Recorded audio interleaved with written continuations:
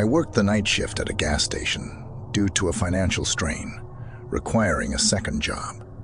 For several months, I maintained this schedule. It was during my second or third month that a particular man began to visit regularly, always arriving late at around 2 a.m. He stood about 6 feet tall and had unkempt long hair. On his visits, he consistently purchased a tall can of beer and departed. However, one night he asked me for my name. When I revealed it, he repetitively muttered, "Rob." I liked that, while chuckling to himself. After cracking open his beer, he exited the store, conversing with himself, visibly intoxicated. This incident piqued my curiosity regarding his sobriety and his potential habit of drinking and driving each time he visited the store. I observed as he walked away from the gas station premises, which aligned with my observations since he never purchased gas. His visits consistently revolved around buying alcohol, and he became a familiar face on nearly every night thereafter. As time went on, his level of inebriation varied from visit to visit. Sometimes he seemed particularly intoxicated, and on other occasions, he would lean against the shelves in silence. Regardless, he always greeted me with a casual "Hey, Rod." During one encounter, he leaned against a shelf, sipping on his beer, his gaze fixed on the wall. It was then that I mustered the courage to inquire about his name. After a few moments, he replied, "Bob." I wondered if he chose the name simply because it rhymed with mine, but I decided to go along with it.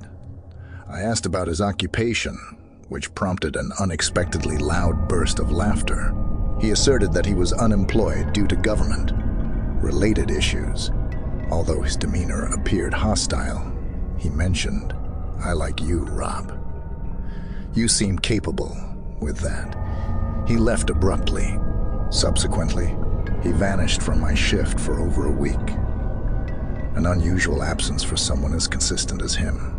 Bob's presence always gave off an eerie vibe, and I suspected deeper personal problems beyond his apparent alcoholism. Then, one stormy night with minimal customers due to the weather, I heard the entrance bell chime.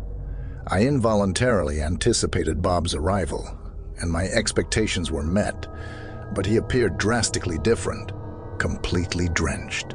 He stood by the door in saturated clothing, his long hair plastered to his head. He exuded a mixture of anger and detachment, as if lost in his thoughts.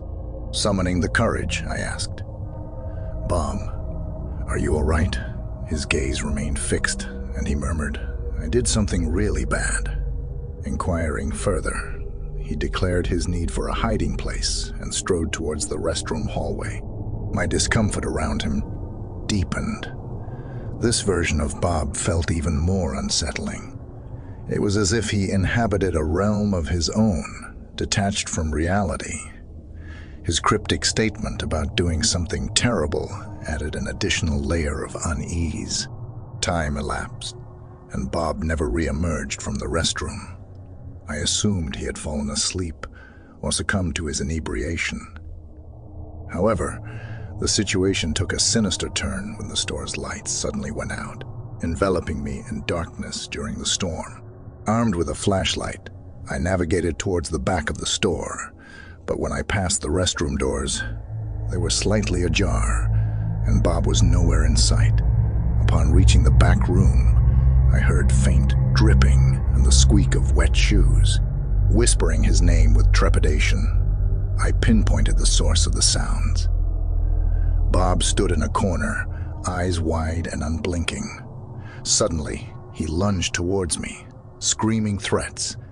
Fending him off, I managed to escape his grasp and rushed to the front of the store. He didn't follow, and I used the opportunity to flee to my car. Dialing 911, I recounted the terrifying encounter to the operator while seeking refuge in my vehicle. Police officers promptly arrived and entered the store with me. Bob remained huddled in the back room, his dilated pupils hinting at substance use. It was evident that he was not in a stable state of mind. The police escorted him away, having heard my account of his aggression and threats. Over a month later, I discovered that the man I had known as Bob was, in fact, Martin. He had brutally murdered his ex-wife, possibly on the same night he had visited the gas station. This revelation left me deeply unsettled, and as a result, I vowed never to work another night shift or engage in any job that required it.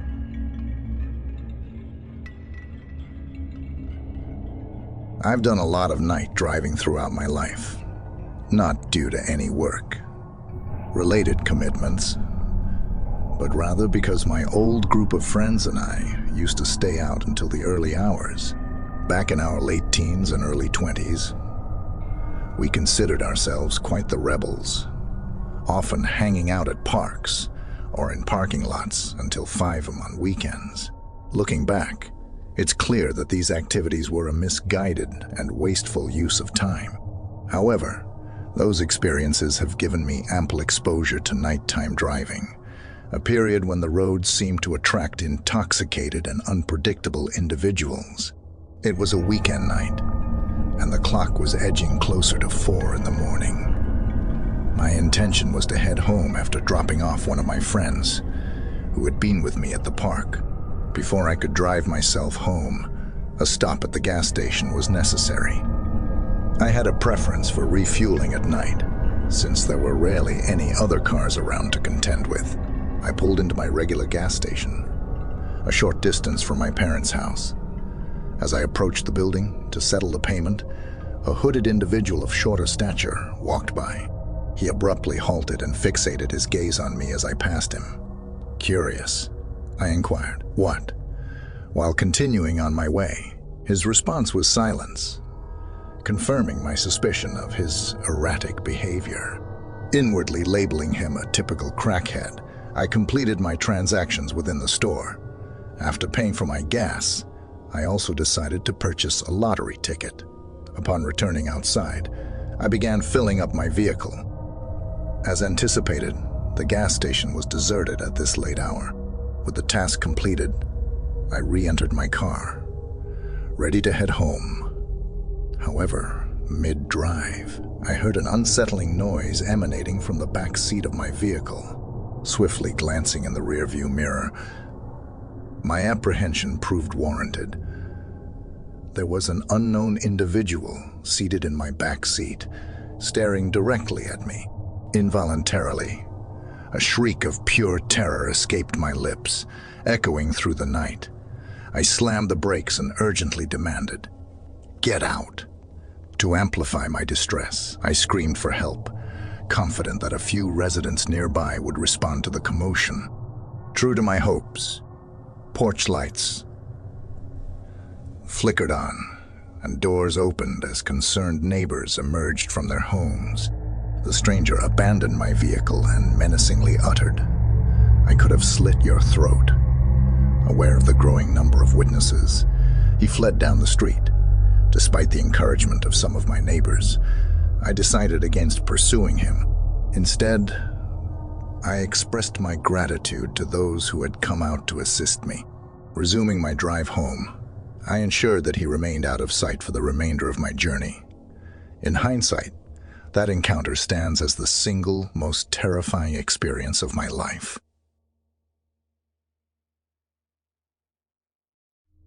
This incident took place during the mid-1960s in the Atlanta area. At that time, I was around 8 or 9 years old. My father was a school teacher in a suburb of Atlanta, which was a considerable distance from our home.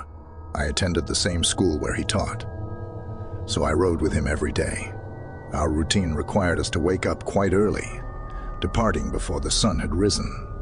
A frequent stop on our route was a small independent gas station, where we refueled several mornings a week. We often arrived just as the station opened its doors. In those days, full service was the norm, with an attendant stationed in a booth who would emerge to fill the tank and clean the windows.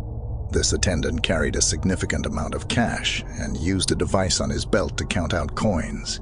Behind the fuel pumps were compact restrooms, which I frequently used on these early mornings, given the lengthy drive. One morning, as usual, we arrived at the station before dawn, greeted by an eerily deserted scene.